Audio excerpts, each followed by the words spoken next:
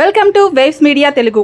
Blood cancer కు ఆధునిక చికిత్సలతో పూర్తిగా నయం చేసే అవకాశాలు ఉన్నాయని యశోద హాస్పిటల్స్ వైద్యులు డాక్టర్ ఫరాజ్ అహ్మద్, డాక్టర్ కృష్ణ చౌదరి తెలిపారు. ముందస్తుగా గుర్తిస్తే 80 నుంచి 90% వరకు కోలుకునే అవకాశం ఉందన్నారు. తీవ్రమైన జ్వరం, అకస్మాత్తుగా బరువు తగ్గటం, ముక్కు లేదా చిగుళ్ల నుంచి రక్తస్రావం, అసాధారణ గడ్డలు వంటి లక్షణాలను నిర్లక్ష్యం చేయవద్దన్నారు. Targeted therapy, immunotherapy, CIR-T cell therapy, bone marrow transplantation వంటి ఆధునిక చికిత్సలు అందుబాటులో ఉన్నాయని తెలిపారు. తరచూ గ్యాస్ట్రిక్ సమస్యలు ఉంటే 40 ఏళ్లు దాటిన వారు ఎండోస్కోపీ చేయించుకోవాలని, ధూమపానం, జంక్ ఫుడ్ కు దూరంగా ఉండాలని సూచించారు. Acute leukemia, chronic leukemia. Acute leukemia also two types: acute myeloid leukemia and acute lymphoblastic leukemia. Acute myeloid leukemia usually happens in elderly or middle-aged people, and it is much more fatal than acute lymphoblastic leukemia. Acute lymphoblastic leukemia has two types: BALL and TALL. They both occur in children usually, but in adults, if it happens, the prognosis is not good. The death rate is high.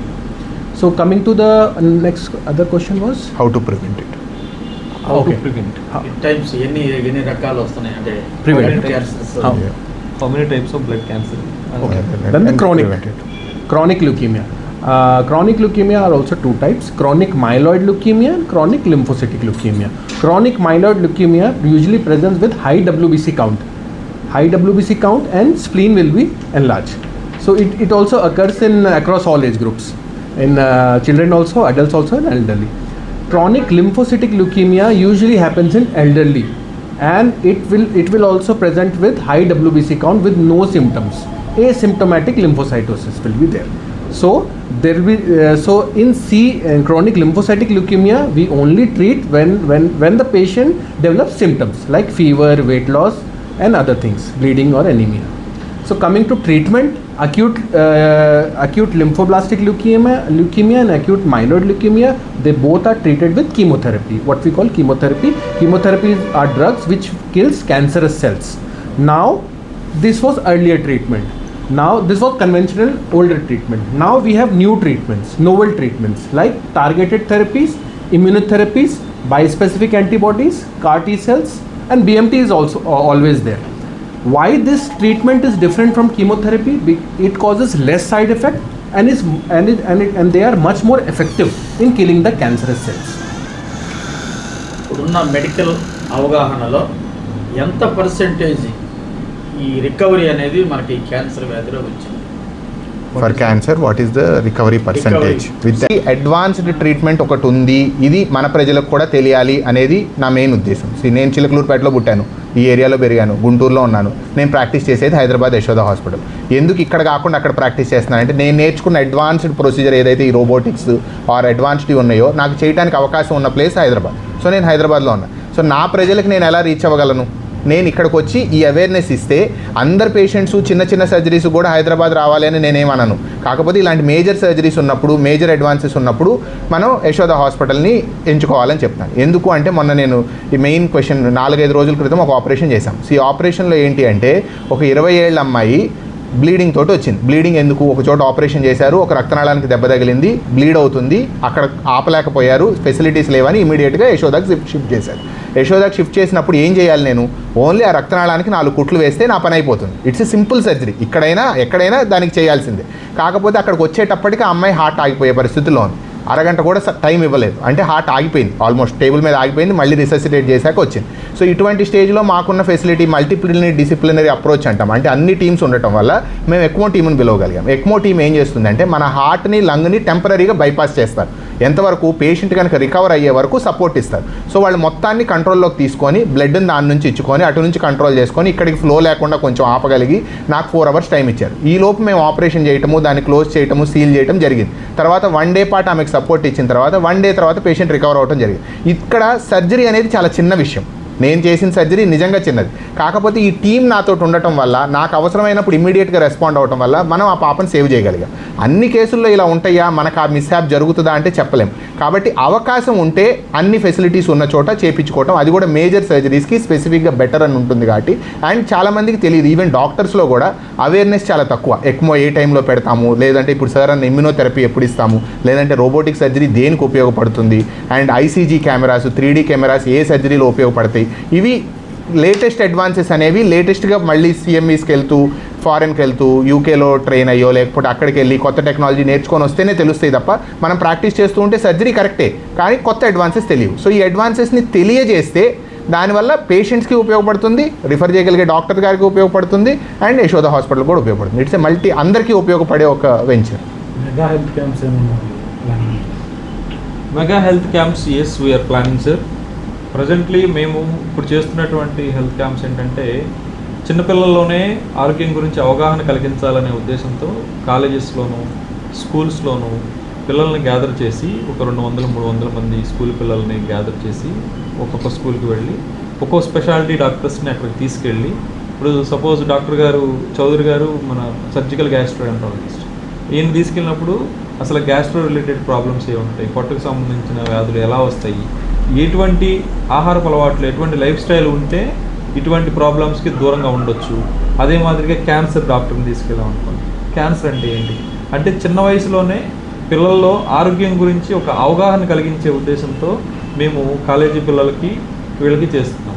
రీసెంట్గా మేము ఇలాగే press meets పెట్టేటువంటి ప్రాసెస్లో కొంతమంది media మిత్రులు మాకు ఒక సలహా ఇవ్వడం జరిగింది.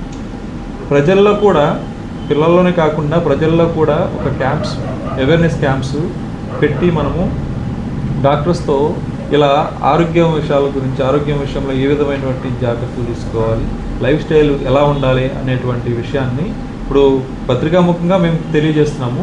డైరెక్ట్గా పేషెంట్స్ అంటే ప్రజల్లోనే మనము స్ప్రెడ్ అవుట్ చేస్తే బాగుంటుందని సలహా ఇవ్వడం జరిగింది. ఆల్రెడీ ఈ విషయం మీద మేము దీని గురించి డిస్కషన్ కూడా అయింది మేనేజ్మెంట్తో. We're working on that sir, and very soon we're going to do it. ఇంకొకటి కూడా చేస్తున్నామండి, అంటే మేము ఇప్పుడు ఈ రీచ్కి వచ్చి లేదంటే ఒకసారి మాట్లాడినంత మాత్రాన ఇంకొకటో చేసినంత మాత్రాన మనకి ఈ ప్రాబ్లమ్ సొల్యూషన్ వస్తుంది అనే దానికన్నా కూడా వీఆర్, ఇప్పుడు నేను నెల రోజుల్లో 25 days or 24 days యశోద సికింద్రాబాద్లో అవైలబుల్ ఉంటాను.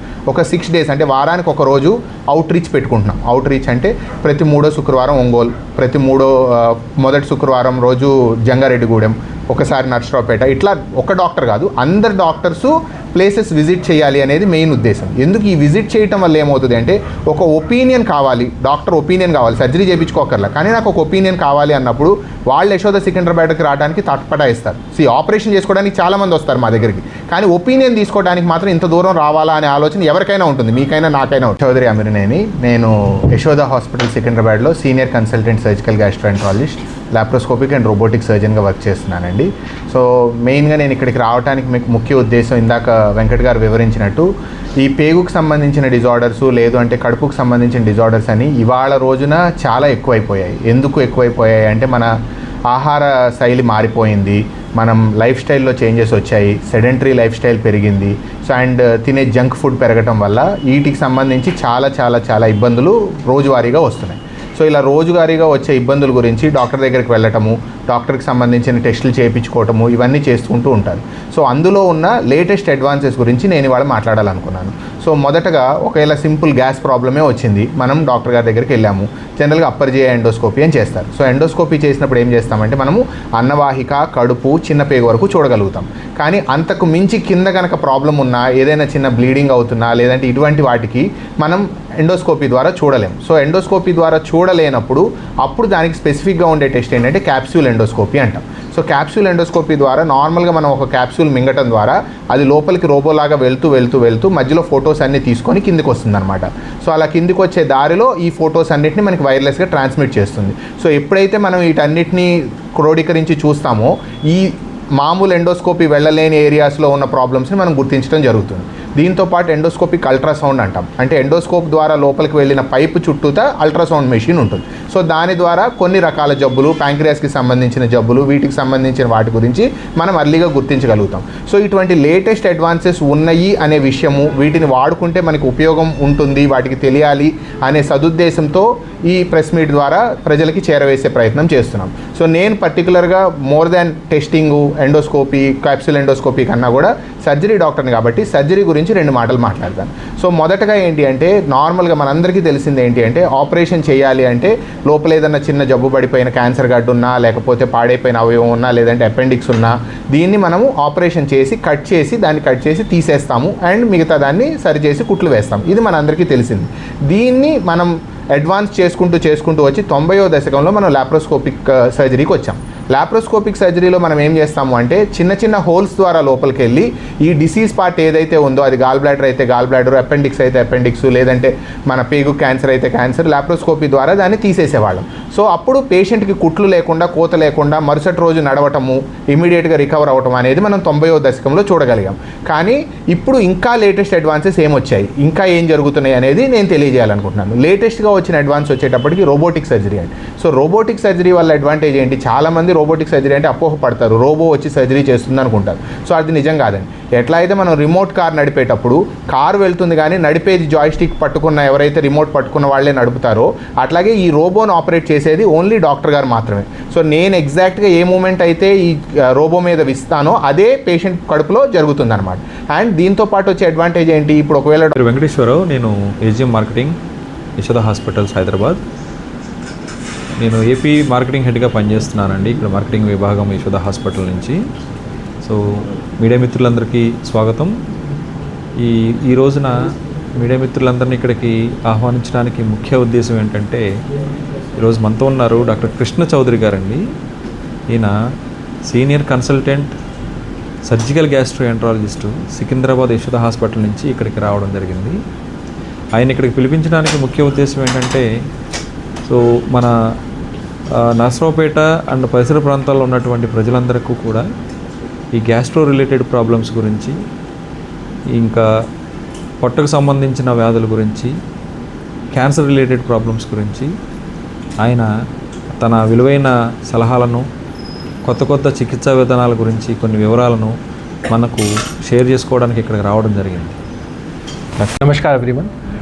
This is Dr. Faraz Ahmed, consultant hematologist, hemato-oncologist and bone marrow transplant physician practicing at Yashoda Hospital, Malakpet. So what my role is, I diagnose, treat and take care of the patients who suffer from blood disorders like benign blood disorders and malignant blood disorders. Benign means non-cancerous blood disorders like anemia, which can be acute, acquired, on chronic anemias, and inherited anemias like sickle cell anemia, thalassemias, which are very much prevalent in our country, aplastic anemias, and bleeding and clotting disorders. Malignant disorders like blood cancers like acute leukemias, chronic leukemias, multiple myelomas, and lymphomas. So we are here to raise an awareness regarding blood cancer. So there is a increased heightened anxiety, fear, myths and misconceptions among the people regarding blood cancer, that once the patient is diagnosed with blood cancer, that it's a death sentence and there is no cure at all. It is not like that. So blood cancer is highly curable in today's era, in this today's modern era. Earlier we used to give chemotherapy. Now we have latest advances, novel therapies like targeted therapies, immunotherapies, bispecific antibodies, CAR T-cell therapies, and of course bone marrow transplant with modern protocols. And there is also very much anxiety among patients regarding bone marrow transplant also. We are conducting bone marrow transplant at our center in all the branches of Yashoda hospitals with very good outcomes. So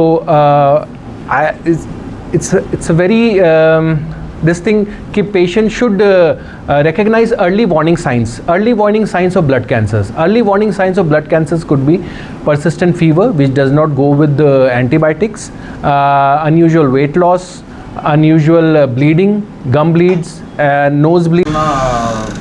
కొంతమంది ఇబ్బంది పడటం, ఎక్కుళ్ళు రావటం, Yes. సరైన టైంకి ఆహారం తీసుకోలేకపోవడం అలాంటివి వస్తున్నాయి కదా, వాటికి ఎలాంటి దాని నివారణ ఎలా? ఎస్. సో చాలా సింపుల్ ప్రాబ్లం అండి, కానీ అది చాలా సమస్యతో కూడుకున్నది. ఎందుకంటే ప్రతిరోజు పేషెంట్ నిద్రపోలేకపోతాడు. రాత్రి అవ్వగానే పడుకోగానే తేపులు రావటము, పైనకి యాసిడ్ రిఫ్లెక్స్ రావటం, దీంతో సఫర్ అవుతూ ఉంటారు. సో ఎప్పుడైతే ఇట్లా గ్యాస్ట్రైటిస్ ప్రాబ్లం వస్తుందో నార్మల్గా మనం వెళ్తాము, మందుల షాప్కి వెళ్తాము, ఒక ప్యాంటప్రజోలో ఏదో ఒక టాబ్లెట్ ఇస్తారు, వేసేసుకుంటాం, తగ్గిపోయిందని అనుకుంటాం. దీన్ని మనం ఇవాల్యుయేషన్ చేసుకోవాలా లేదా, అవసరమా లేదా, ఇది ముఖ్యంగా మనం అడిగే ప్రశ్న. నేనేం చెప్తానంటే, యంగ్స్టర్ 30 ఏళ్ల లోపు అయినా ఒక గ్యాస్ ప్రాబ్లం వచ్చింది, ఒక టాబ్లెట్ వేసుకుంటే తగ్గిపోయింది, ఆయనకి ఇవాల్యుయేషన్ అవసరం లేదు.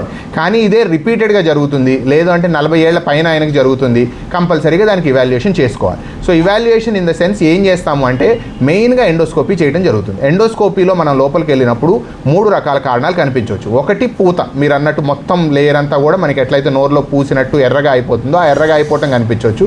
లేదంటే రెండో భాగంలో అల్సర్ కనిపించవచ్చు. మూడోది ఒక్కొక్కసారి క్యాన్సర్ గడ్డ కూడా అవ్వచ్చు. ఈ విషయంలో క్యాన్సర్ గడ్డ కొంచెం రేరు. కానీ ఈ పూత ఎందుకు వస్తుంది? స్మోకర్స్ అనుకోండి, నార్మల్గా స్మోకింగ్ చేసే వాళ్ళకి ఇక్కడ పైన అన్నవాహికకు సంబంధించిన స్ఫింక్టర్ అనేది రిలాక్స్ అయిపోవటం వల్ల, యాసిడ్ పైకి రావటం వల్ల ఈ పూత అనేది ఎక్కువగా ఏర్పడుతూ ఉంటుంది. ఒకవేళ స్మోకర్ కాకుండా కూడా గ్యాస్ ప్రాబ్లం వస్తుందంటే హెచ్ పైలోరీ అని ఒక ఇన్ఫెక్షన్ ఉంటుంది. సో ఆ ఇన్ఫెక్షన్ ఉందో లేదో అనేది మనం ఎండోస్కోపీ ద్వారా చిన్న బయాప్సీ చేసి కన్ఫర్మ్ చేస్తాం.